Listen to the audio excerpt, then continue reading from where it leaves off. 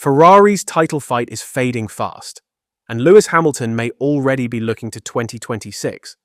But with major upgrades and a critical race ahead, could everything be about to change? Speaking at the Spanish Grand Prix, Hamilton hinted that he'll be urging Ferrari to shift focus toward their 2026 campaign sooner rather than later.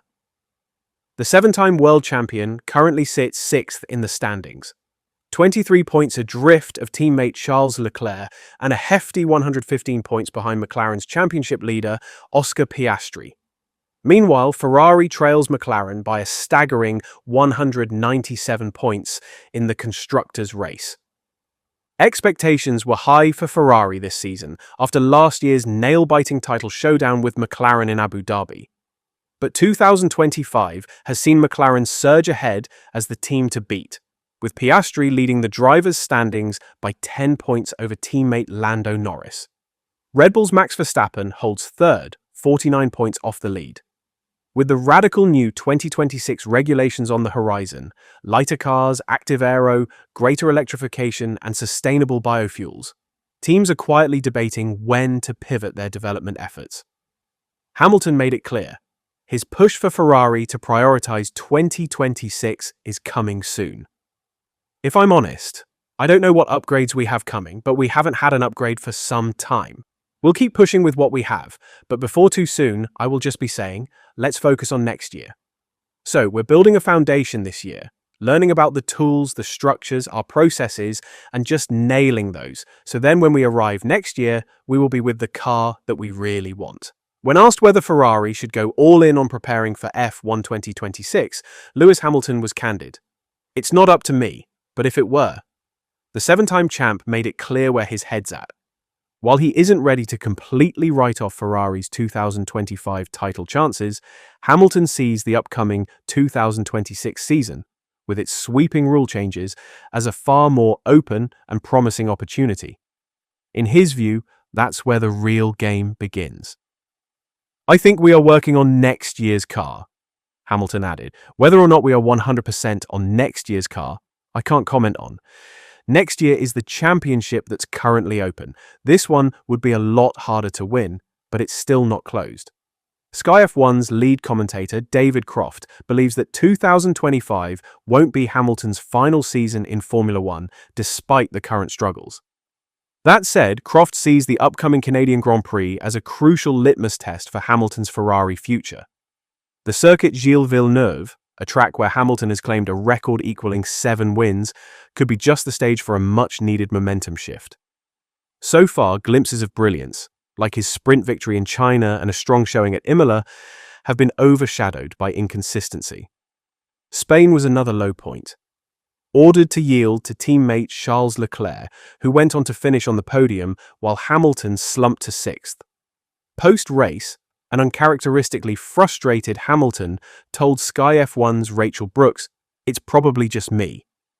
A moment he later apologized for. After a tough farewell season at Mercedes and a challenging debut year at Ferrari, retirement chatter has begun.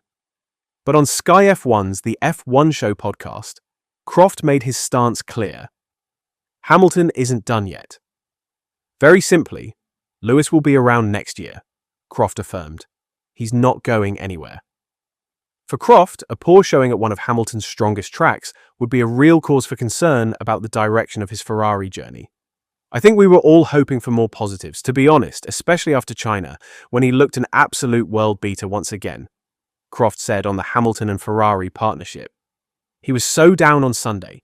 Rachel Brooks was saying that he actually apologized to her after his interview in the pen, and he went and said sorry because he was so down and not the best interviewee she's ever had. Let's try and offer a bit of hope on this one for him. Ferrari haven't specified exactly what the issue was, but according to Fred Vasseur, team principal, there was an issue with the car in the final stint, and that wasn't helping him. Nico Hülkenberg was on a brand new set of soft tyres, and they made a huge amount of difference, whatever car you were driving. So it wasn't a surprise that on a new set, Hülkenberg has got past Lewis on an old set of softs. He should have been passed by Charles Leclerc a bit sooner though. Ferrari left their team orders 1 or 2 laps too late once again, despite being aware that they might, with the drivers on different strategies, need to go through this one. But he didn't have that race pace for the first two-thirds of the race, let alone the last one. You go back to the drawing board, don't you, and you go and find what's wrong. And if there was something fundamentally wrong with the car, then I think that offers a morale boost to Lewis, he added. And I think the next race is quite critical for Lewis, because Canada is a place he goes so well at. It's a place he loves. It's where he got his first pole, first win as well. This is Lewis Hamilton's track, and if he has another downer day, like he did in Barcelona, then there's issues. But look, if anyone can do it and turn it around, the 7-time world champion, that is Lewis Hamilton, can definitely turn that around. So the next question is, will there be brighter days in the near future to make Hamilton's decision, to say according to David Croft, more worthwhile? The car struggles unless it runs at a low ride height, a flaw that famously led to Lewis Hamilton's disqualification in China. A key culprit? The lightweight pull rod rear suspension, which compromises the car's floor performance. But change may be on the horizon. Rumors suggest Ferrari is preparing to roll out a new floor and revised rear suspension in the coming races, possibly starting with next weekend's Canadian Grand Prix.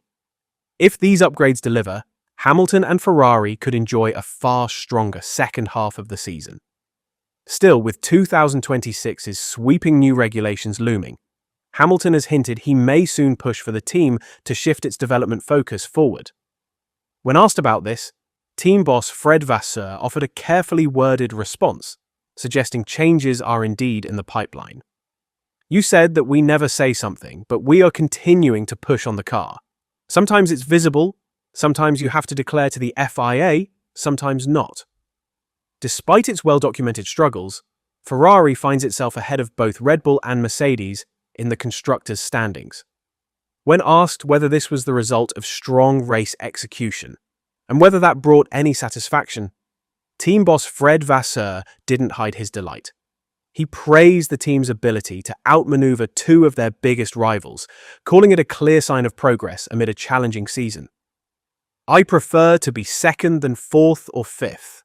And honestly, if you have a look that we were 50 or 60 points behind Mercedes and Red Bull after China when we were disqualified, and now we are in front of them, he said. I think that over the last 4 or 5 events we did the same job.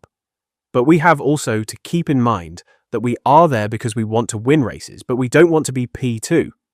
It means that we have to be focused on McLaren. I'm not speaking about the championship, but I'm speaking about pace. And I think today we are not that far away with the pace on the first 40 laps. It means that we need to continue to push in the same direction if we want to win races. With upgrades coming and Canada looming, will Hamilton spark a Ferrari turnaround or shift focus to 2026? Stay tuned because the next race could define where this story goes next.